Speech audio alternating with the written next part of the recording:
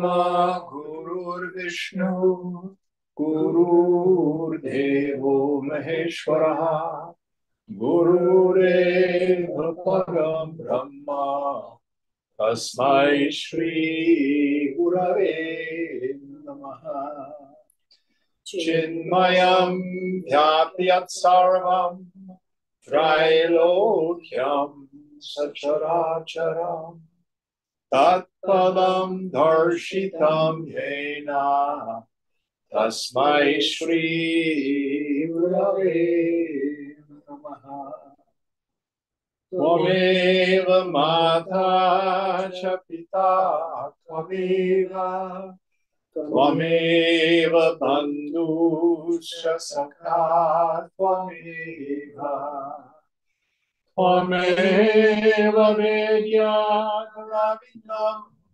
Tvameva Tvameva Sarvam Mama Deva Deva Tvameva Sarvam Mama Deva Deva.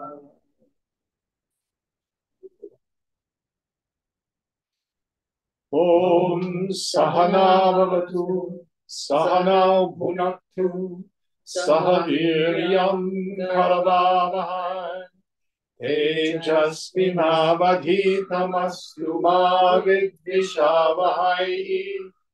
Om Shanti Shanti Shanti.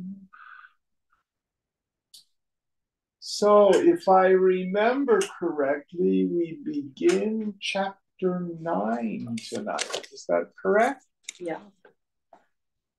Raja Vidya, Raja Guhyam, the royal knowledge, the royal secret.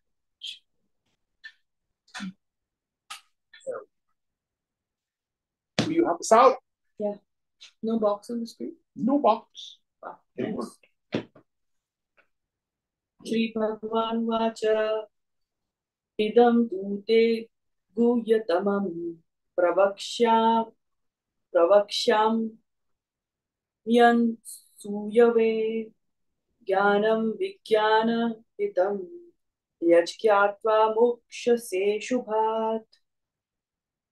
The Blessed Lord said, to you who do not cavil, K-A-C-A-V-I-L, cavil. Means to criticize. To you who do not cavil, I shall now declare this, the greatest secret, the most profound knowledge combined with experience or realization, which having known, you shall be free from the sorrows of life. Yes. So now, hang on. Sure. That's probably Amazon.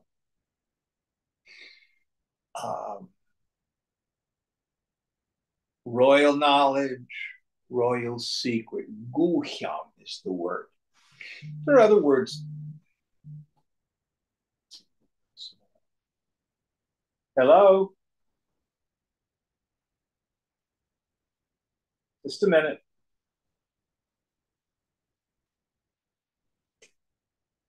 It's going to be insistent. Rahasya can mean mystery or secret. Guhyam comes from the root gu, which means something that's obscured or covered or hidden. So this kind of secret is we're going to reveal something that right now is obscured or covered or hidden.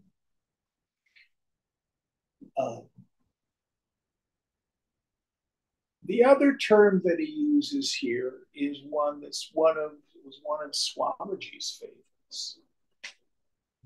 Jnanam Vijnanam Cha. Jnanam basically just means knowledge. V is a superlative. In this context, how it's traditionally understood is understanding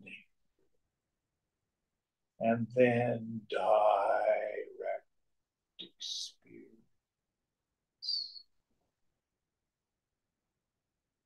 Now, why is this important? For example, people can read lots and lots of books, watch lots and lots of YouTube videos, and have a thorough intellectual understanding of the Vedanta, but have no direct experience. Frequently, they will then think of the self as something out there, something external to their own being. And then all the teaching does nothing to free them. Antithetically, listen very carefully. People have fleeting samadhis all the time. We call it spacing out. Whenever the mind, even for a moment, is free from thoughting, just the light of awareness, that's samadhi. But if the attentive faculty is extroverted and we don't know what's going on, the samadhi does nothing to free us. I like to use the example of the person who's coming home from work on the BART. They're standing up and they're holding the strap and they space out. Their mind goes away and they come back. And what did they realize? Back of BART seat. So we need to have the paroksha jnanam, the indirect knowledge, the understanding, so that when the mind stops and the attentive faculty is turned within, we notice the disappearance of the personal sense of self. We see it go away. We see, oh, Koham, who am I? I am that ground of being, space of pure awareness. So this is why we have jnanam, vijnanam, cha, knowledge and direct experience. Now, ideally, as we're making our way through Gita, we get tuned up here in class. You turn your attention back on your own self nature. And then you see what's going on. And you have your understanding and your experience come together at the same time. That's the idea that happens in class. All right, next verse. Rajavidya Rajaguhyam Pavitram Idamuttamam Pratyakshaavagamam Dharmyam Susukham Kartumavyayam. Royal science, royal secret. The supreme purifier is this, realizable by direct intuitive knowledge, according to the Dharma, very easy to perform, imperishable. Yes, one of my favorite verses in the whole text. So when we call it the Raja Vidya Raja Guhyam, the royal knowledge, the royal secret or royal science, it means it's the king of them all. Doesn't mean it's only for royalty. It means of all the other sciences, this is the highest. Of all the other secrets, this is the best. What does it do? when we have this direct experience, it frees the personality.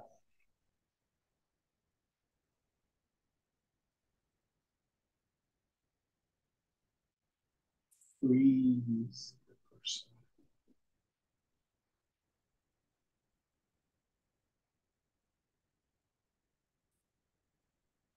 Read it one more time, the English. I think I left one piece out. Royal science, royal secret. The supreme purifier is this, realizable by direct intuitive knowledge. According to the Dharma, very easy to perform and imperishable. Yes. So it is according to the Dharma, meaning it's rooted in an intelligent way to live. And the part that I love so much, Krishna says it's easy to perform. So when I tell you self-realization is not difficult, I'm not making this up. Though it is not difficult, it is very rare. Why is it rare? There's a bunch of reasons. First of all, the vast majority of the people in the world don't even know it exists. And if they decide to engage in a spiritual life, there are all sorts of teachings out there. Some of them are valid means of knowledge. Others, who's to say? So we need to find a valid pramana, a valid means of knowledge. We got to find someone who can take us there to meet a qualified teacher.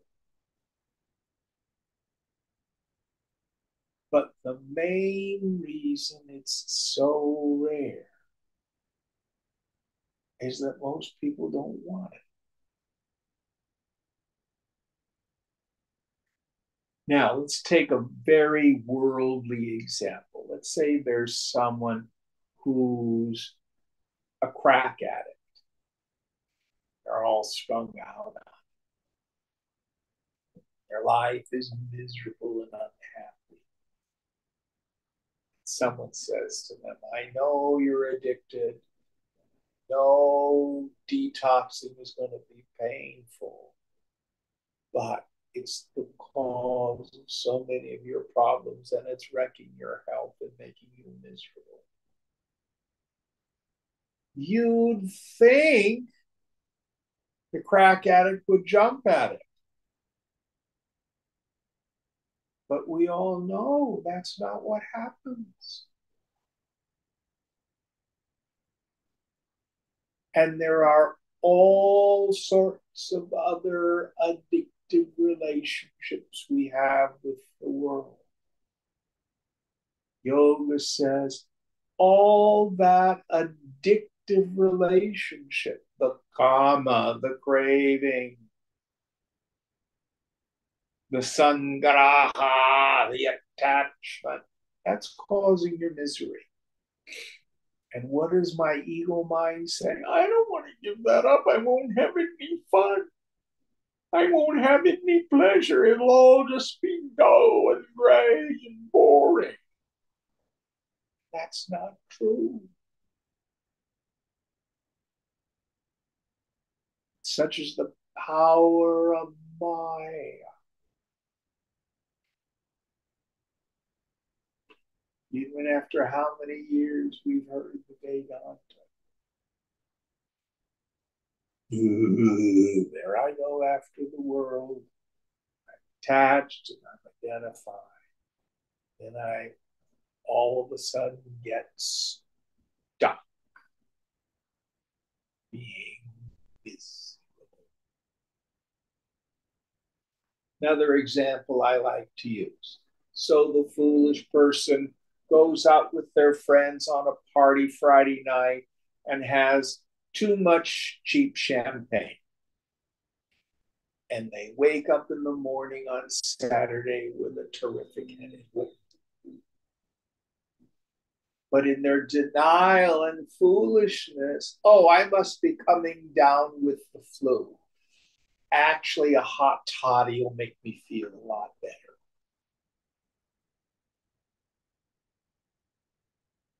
Unwilling to see Friday night's drunken excess causes Saturday morning's hangover. You and I are unwilling to see yesterday's attachment to people, places, things, and situations causes today's spiritual hangover. I'm so unhappy. I'm depressed. I'm sad. I want. And you can't flip it off like a light switch. All right, I'm willing to give it up, but I can't. I'm still suffering. Just like Saturday morning, it's too late to not drink champagne. You can drink lots of water, you can do some exercise, you can go take a hot steam bath or something like that, which will help. But usually you have to go through suffering the consequences of our indulgence.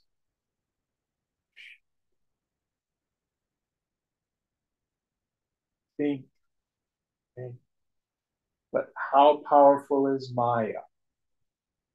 Maya says, if I don't go after the world, I won't have any happiness. I'm serious business. If, on the other hand, we develop mature vairagya, mature dispassion, those of us on Thursday nights who are studying Viveka Chudamani, we just a few weeks ago did the qualifications of a fit student. I love Shankara's definition of shama, that peaceful state of mind when it rests in steady contemplation of the goal after having muhur again and again detached itself from the chaos of the sense objects. Now, steady observation of their defects. That doesn't mean we make them wrong. Oh, so and so's probably really ugly with their clothes off, so I won't be attracted to them. It's to think it through. If I get attached, I will suffer. What my mind is telling me it's going to make me happy, it will turn because everything is temporary. Oh, oh. Think it through. What does it feel like to want something I don't have? It sucks. Make friends with our suffering. What is the cause of my suffering? Attachment and identification. Um, oh. So, for the person with mature vairagya, the spiritual path is easy. It's easy to perform. Any thoughts on this? You don't have to speak Sanskrit. You don't have to be Indian. You have to go off to an ashram, although that can be useful for some of us because we get a chance to withdraw from the world.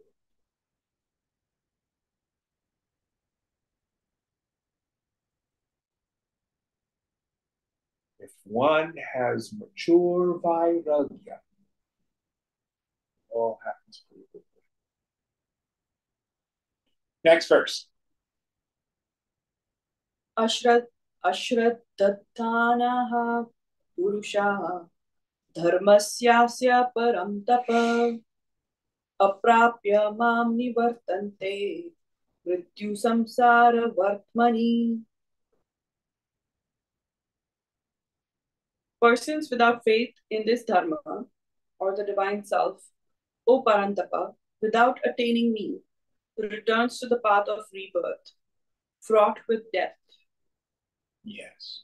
So, ashraddha, if I have no faith in this path.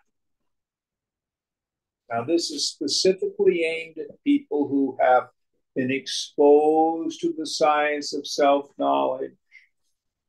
They may have worked at it for a little while, and then they go, not for me. No, I'd rather go out and do drugs, sex, and rock and roll, cash and prizes. More, better, different. Krishna says, knock yourself out. But what happens? We get caught up in the cycle of births and deaths. Now, we can look at it from the spiritual anthropology point of view of reincarnation. But let's just take it down to just what happens in a single life. If we're never content, we're always unhappy, always looking for better, always looking for more. And we're unhappy people.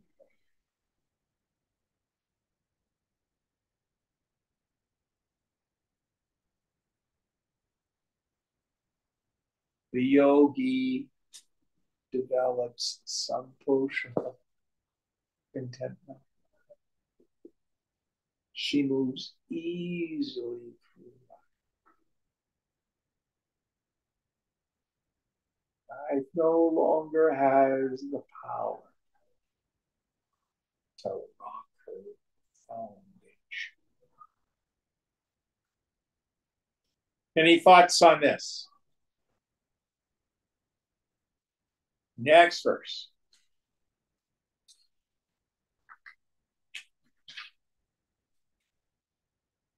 Maya tatamidam sarvam jagadavyaktamurtina matasthani sarvabhutani nachaham teshvavasthitah. All this world is pervaded by me in my unmanifest form or aspect. All beings exist in me, but I do not dwell in them. So, in an earlier verse, an earlier chapter, Krishna said that very famous verse, all this is strung on me like gems on a thread, Mani Sutre. The idea is the self is in everyone and everything. But here, when we get to the 9th chapter, he's starting to subtleize this. He said, well, that's a partial truth. The truth is, I pervade the entire creation.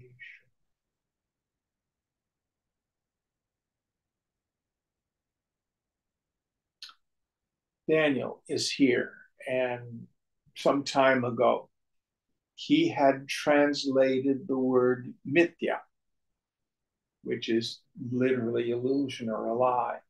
which he got from another teacher as conditioned reality. Did I do that right? Dependent reality. Dependent reality. I like conditioned reality. Sure. So what do we mean by that? So the clay pot, the clay bowl, the clay vase, the reality is clay. Pot, bowl, and vase are clay conditioned into name and form. Still clay. Gold can be made into necklace, earring, nose ring, bracelet. The reality is gold, no matter what the form of the ornament is. The material cause of all ornaments, all gold ornaments is gold. So Krishna is saying, it looks like a chair, it looks like Deepa, it looks like a table. But what it is Krishna. Consciousness appearing as name and form. Oh, Jim, this is getting too woo and mystical for me. It's easy to understand if we go to the dream state. I like to say you were the god of your dream. The way the infinite manifests the universe is the same process by which you manifest your dream world. So your one undivided mind that's sleeping happily in the bed becomes the dream body with the dream ego identified with it, perceiving the dream world of name and form, and then having dream reactions and feelings to it all. There is no otherness.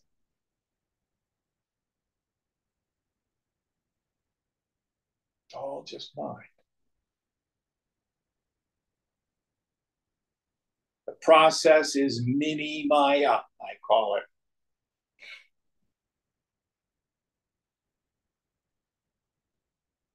Oh, this is no different.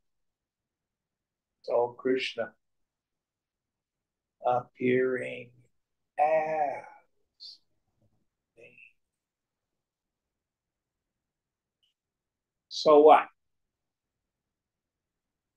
The nature of ultimate reality is Satchidananda, pure existence, pure consciousness, and bliss absolute. If I don't perceive it as such, an illusion and delusion are going on. When I dilute it with avidya, ignorance, is in my mind, then I begin to see this person makes me happy, this person makes me sad, this person, when they go away, I'm very sad. When this person sticks around, I don't like them. I'm unable to see what is. It's all God. And it's all perfect, which is beyond the worldly human notions of good and bad.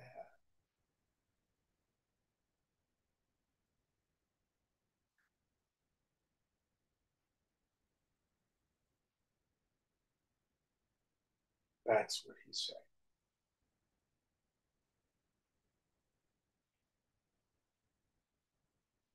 So I am not in them as if I am contained inside them.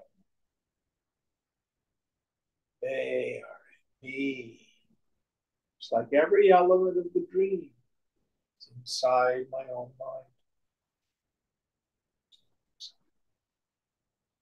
Any thoughts? Also, just as nothing that happens in the dream touches me, the waker, nothing that happens in the world of name and form really touches me. Don't believe me. Don't believe Krishna. Do your day. See if you can remember. Slow down. Stop for a moment. Look within. See whether or not you're still just witnessing consciousness. Oh, Jim, I stopped and I looked inside and I'm a little gray ball with wings today. Oh.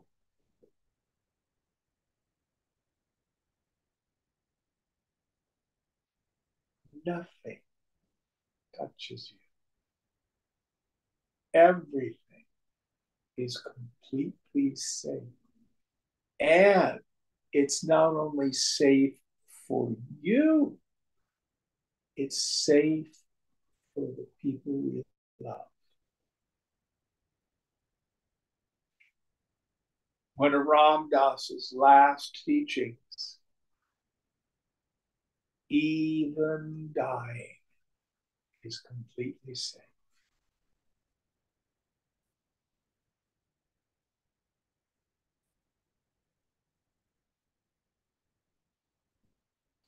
Any thoughts?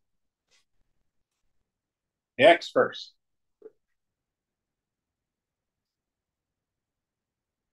न च मत्स्थानि भूतानि पश्य मे योगमैश्वरम् भूतभृन्न च भूतस्थो ममात्मा भूतभावनः. Nor do beings exist in reality in me. Behold my divine yoga supporting all beings, but not dwelling in them. I am myself, the efficient cause of all beings. Now, wait a minute, Krishna. You just said all these beings are in me. And now you're saying they're not really in me. Make up your mind.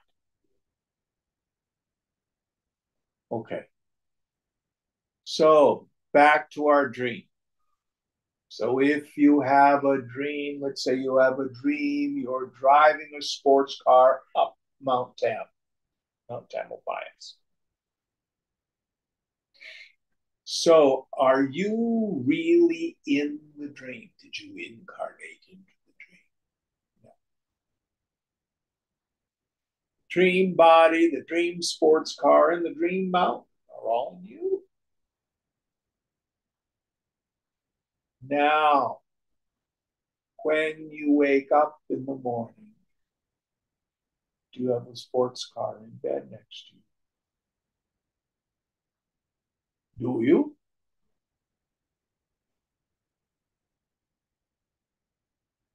Why? Actually, the sports car was imaginary. It seemed very real, but it was imagination.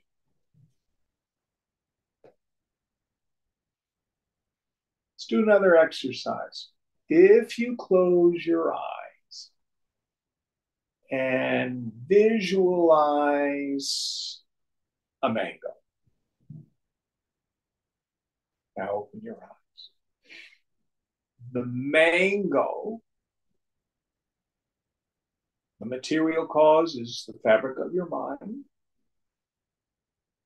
The instrumental cause is your mind. It's where it takes place. There's no outside device that you need. And the efficient cause is you. You made the mango. Now, if you dream about a mango as opposed to just having a mango of your fancy, what's the similarity and what's the difference? Both are just imagination. But when I imagine the mango, I know it's not real. It's just a mental image. When I dream about the mango, there is a mental state that happens before that called deep sleep. Deep sleep is mini maya. It is avidya, or even more technical, avarana shakti, veiling power. Then, when I imagine the mango, I think it's real.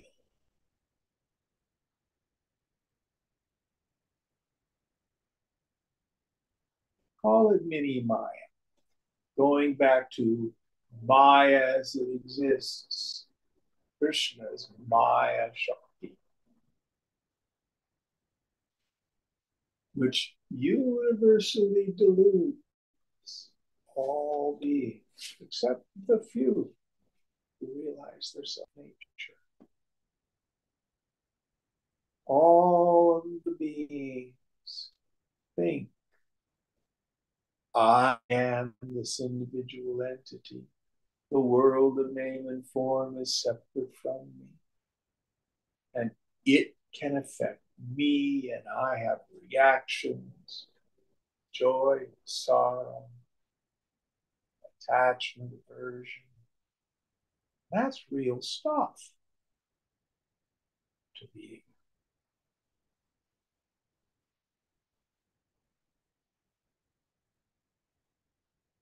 Krishna says, wake up.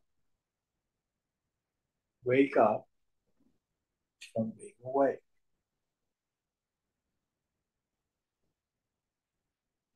Those of us who studied Mandukya Upanishad, in the first chapter of the Agama Prakarana, the scripture says there are three mind states, waking, dream, and deep sleep. And the fourth, turiya, the consciousness in which they occur. They cycle. And I witness them. In the second chapter, Gaudapada says, well, actually, that's not quite the way it is. There aren't three mind states, waking, dream, and deep sleep. There's really only two. There's deep sleep and there's dream. There's the nighttime dream, and then there's the daytime dream.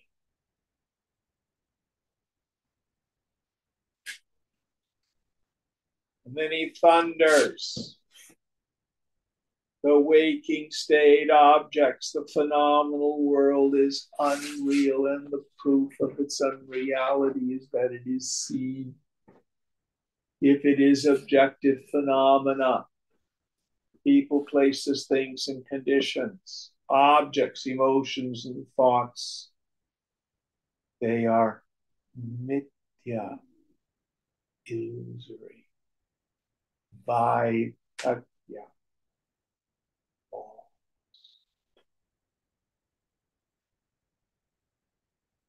They are not really in seen. No one says we don't see them, we don't experience them. But not.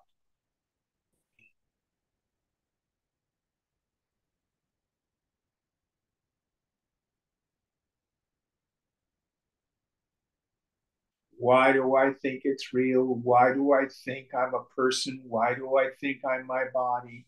Why do I think the world out there has all this power to make me happy or sad?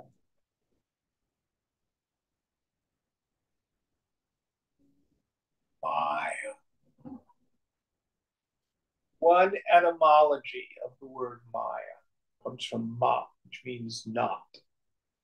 That which is comprised of not.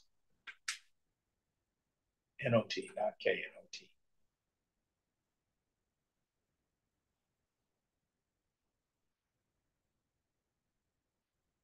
Shankara says we can't say that Maya exists. It's not a thing.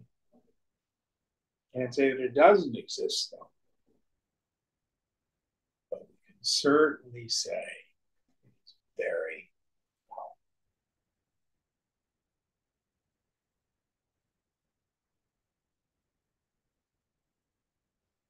Now,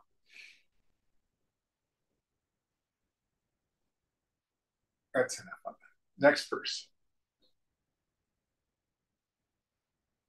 यथाकाशस्थितो नित्यं वायु सर्वत्र गोमहान् तथा सर्वाणि भूतानि मत्स्थानीत्युपधारय. As the mighty wind, moving everywhere, rests always in the space or akasha, even so know you, all beings rest in me. So, the wind, which is so powerful, occurs in space. The space is not touched by it.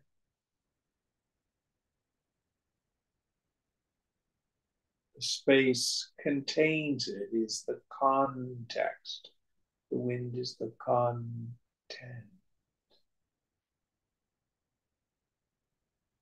So also, my body, energy, feelings, thoughts, memories, images, all just occur in my field of awareness. They never touch me.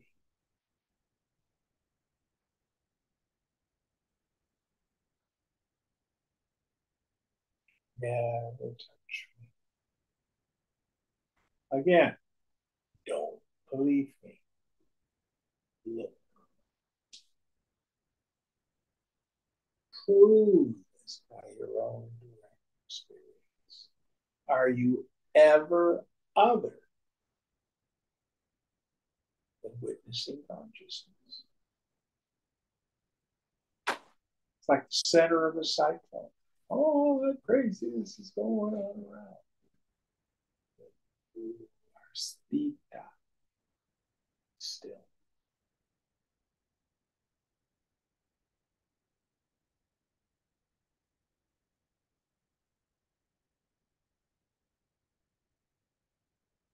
Any thoughts on this? Next verse. Let's do together. Okay. Sarvabhutani kaunteya prakritim yanti mamikam kalpakshaye punastani kalpado visrujamyaham prakritim swamavashtabhya visrujami punah punah bhutagramamimam kritsna mavasham prakritirvashat. All beings of Kaunteya go into my Prakriti at the end of a kalpa. I send them forth again at the beginning of the next kalpa. Animating my Prakriti, I again and again send forth all this helpless multitude of beings by the force of nature.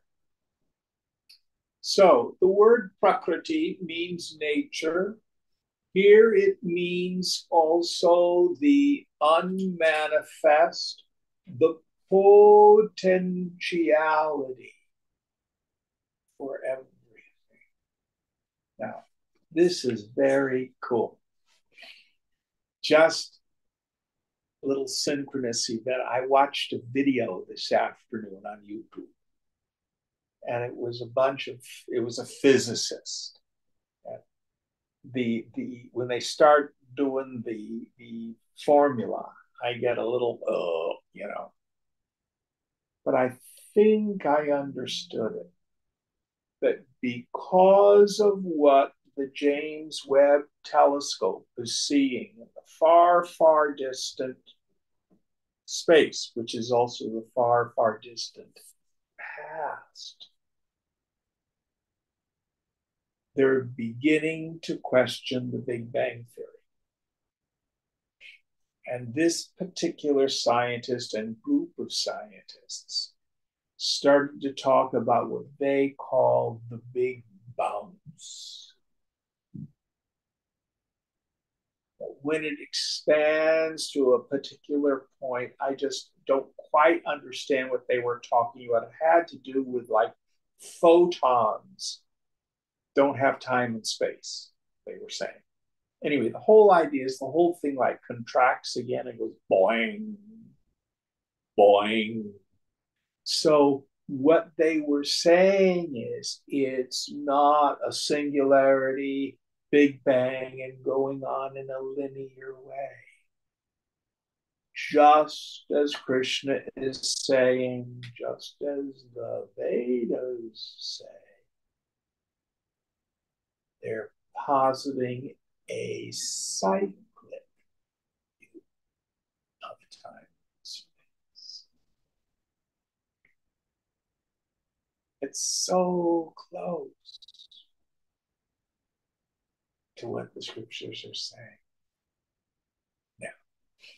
Now, from the cosmological standpoint, so on. It'll do what it's going to do. Way, way above my pay grade. But what Krishna is saying here is this idea that all of creation happens, and at the end of an age, how long a kalpa is, we're not specific about it. It ends and begins again. Now, as is so often the case in Gita, it has much greater value if we see it as mystic symbolism. And we see that it's about your life and my life. So, one of the ways in which the yogis describe a human being is with three bodies. A stula sharira, a gross body, meaning the meat body. A sukshma sharira, the subtle body, basically what you run around in a dream in. And a karana sharira, a causal body.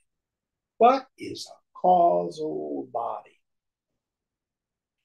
Causal body is my vasanas, the total lump of vasana. Now, oftentimes in our everyday conversation, we say, oh, so-and-so has a vasana to play music.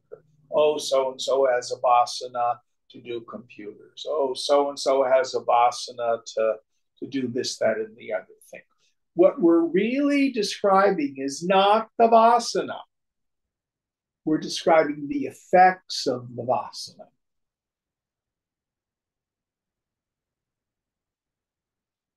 What is our experience of pure vasana? The karana sharira, the cause of everything for you and me. Who knows the answer? I bet you know it. Past life? Nope. The Ishvara. Nope. deep sleep. Huh? Deep sleep is my direct experience of pure vasana. Pure vasana. Pure vasana. Can you Yes. elaborate? What? Can you elaborate? Yes, that's what I intend to do. So understand the vasanas have as their first power veiling power, the non-apprehension. In deep sleep, there's no vikshepa shakti. Nothing is projected. There's only avarana shakti.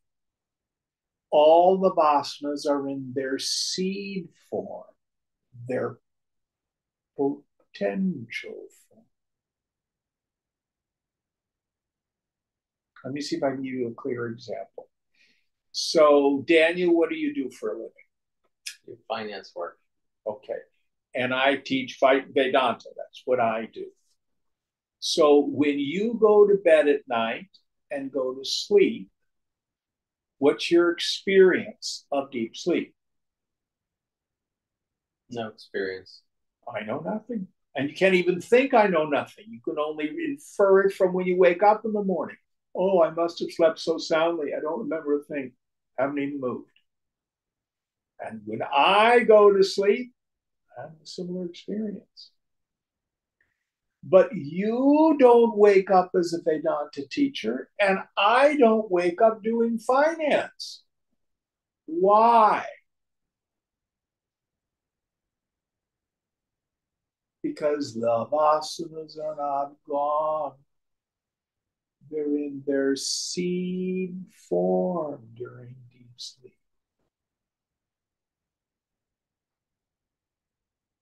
So what technically actually happens, there's a bundle of vasanas that have sprouted in the morning, and you go through your day expressing and exhausting that particular set of vasanas. And guess what happens when they're all expressed? Oh, I get sleepy. Then I go to bed and the mind goes into Prakriti, primordial nature, avyakta, the unmanifest. They're not going. And in the morning, a new set of asanas springs up. But there's a cause and effect relationship. That's why what I do today is built on what I did yesterday. Deepa's not going to wake up tomorrow being a professional violinist. It didn't want to happen. No vasanas for it.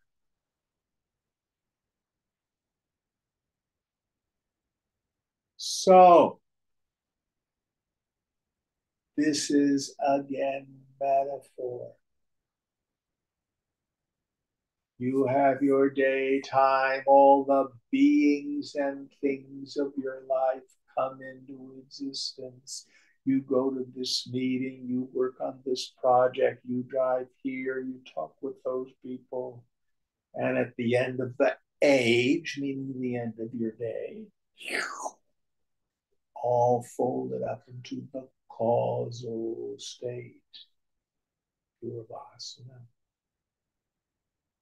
And the next day, they spring forth again into manifestation. Again, again.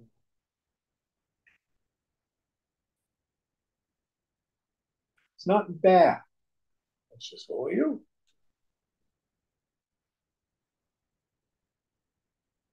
So, what the scripture has described is the daily cycle. Today we gather impressions. Oh, I really like this. Oh, I really didn't like that. Those those stay in the unconscious. They go into their seed or potential state at night. Tomorrow, new day, new stuff. So we can look at it from both ways. We can look at it from the cosmological thing. Is it a big bang and a linear thing and the universe expands forever and ever and it'll be a big chill at the end? Or will there be a big bounce, meaning a big crunch of some form and it is cyclic over and over again? I don't know. But I think it's far more useful to interpret this verse in terms of understanding your life and my life. This is what happens during the day. So this Karana Shayira is my own particular vasana bundle. The other metaphor I like to use, when I lived in the city, I used to grow dahlias. Dahlias, of course, are bulbs. And in the city, it never got cold enough for them to think that it's winter. So what you have to do is, in the fall, you dig them up and you fake them out. You put them in the refrigerator, the freezers, to make them think that there's winter. Then in the spring, you plant them again. But if you don't separate them out and you don't know the little orange pom-poms from the great big lavender dinner plates or the yellow pretty ones like that, the bulbs all look essentially the same. Just like deep sleep for you and deep sleep for me is the same. If Daniel and I both crashed out on the floor tonight, could you tell which one's the financier and which one teaches Vedanta? All that activity is in potentials.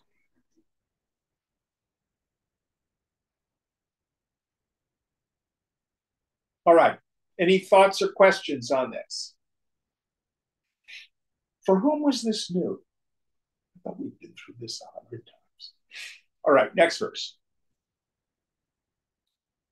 न च मां तानि कर्माणि निबध्नन्ति धनञ्जय उदासीनवदासीन मसक्तं तेषु कर्मसु. Sitting like one indifferent and unattached to these acts. Dhananjaya, these acts do not bind me. Yes. So, Krishna as pure consciousness, whatever worlds come and go, galaxies, black holes, planets, beings, that ground of being is never touched. But again, the mystic symbolism that's inferred. You are Chidakasha, the space of pure awareness. Whatever karma comes down the pike in your individual life, today, tomorrow, or may have happened yesterday, it never touches you.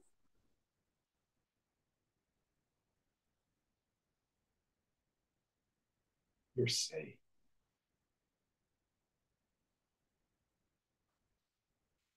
Always.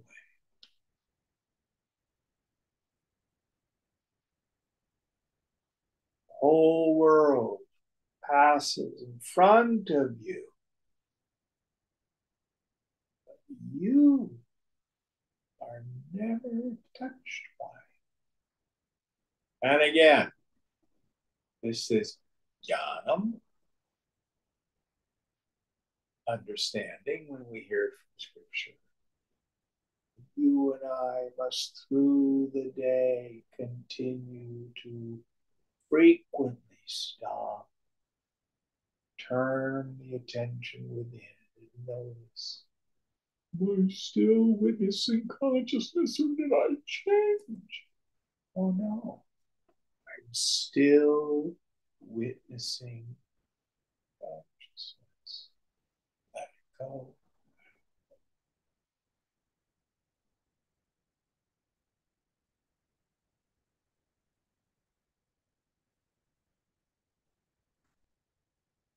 So always with these verses, practice.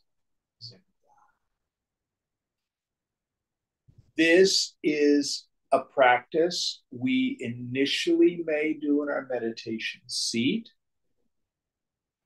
So if you meditate for a long period of time, say 40 minutes or an hour, all sorts of things will arise.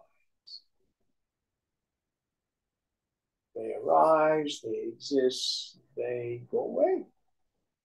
But you remain steeped. Kutastha is the term that we'll get in Gita later. Immovable like a mountain. Then we take that insight out into the world. That's where the triggers are.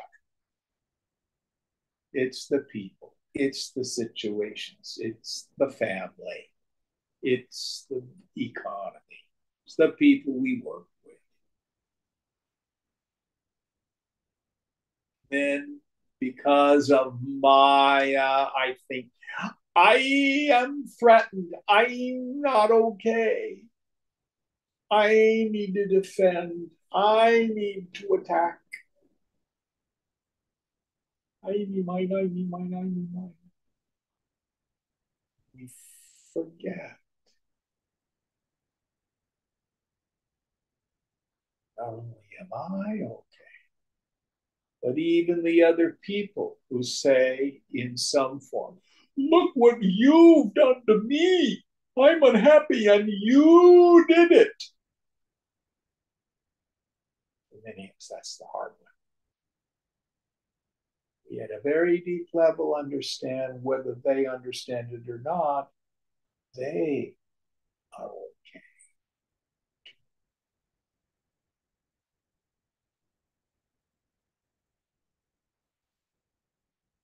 Just having a bad dream. All that's going on.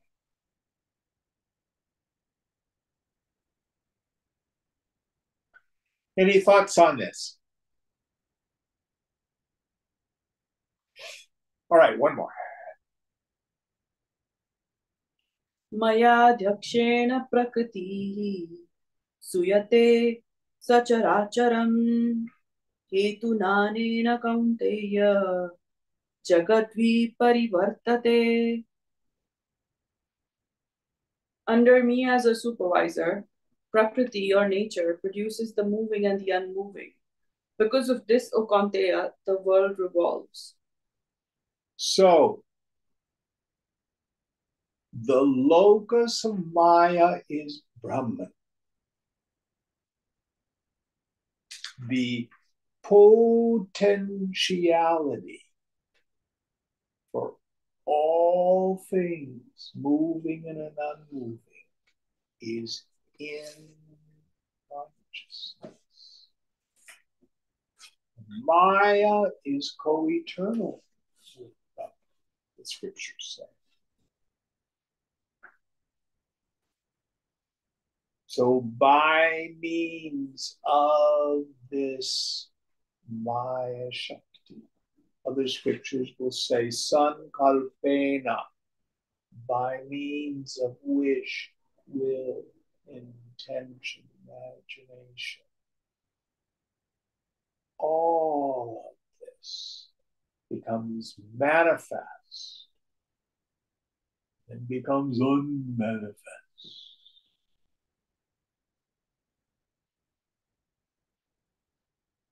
But there's not God plus a creation. So I want to give you a little English mantra that helps as we're moving through the world. Right where the trouble seems to be, there God is. Well, my senses deliver information. So and so is very sick and is dying, and I love them. Okay. I hear those words, my senses report it, but right where the trouble seems to be, there God is. Oh, terrible tragedies in Gaza. It's just awful, all these people. 3,000 children have been killed. Jews slaughtered in their beds. Grandmas killed. Right where the trouble seems to be, there God is.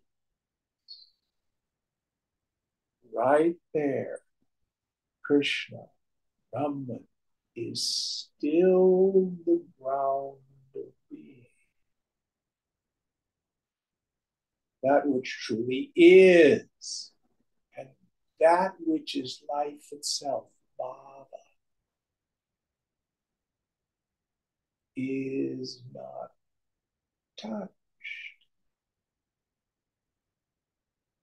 by the nightmare the senses are.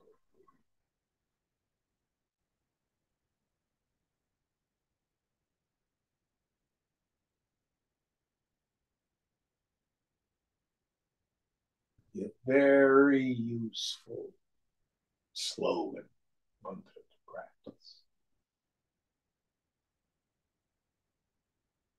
That doesn't mean we're passive and inactive, because this particular body, mind, intellect is all part of the Leela, it's part of the dance. But frankly, we're far more effective when our mind is at peace. Be useful. All right, we'll end here. What verse are we on for next week? 11. Om Purnamada Purnamidam Purnat Purnamudachyate Purnasya Purnamadhaya Purnameva Vashishyate. Om Shanti Shanti Shanti. Hari Om Sri Guru Pyo Namaha.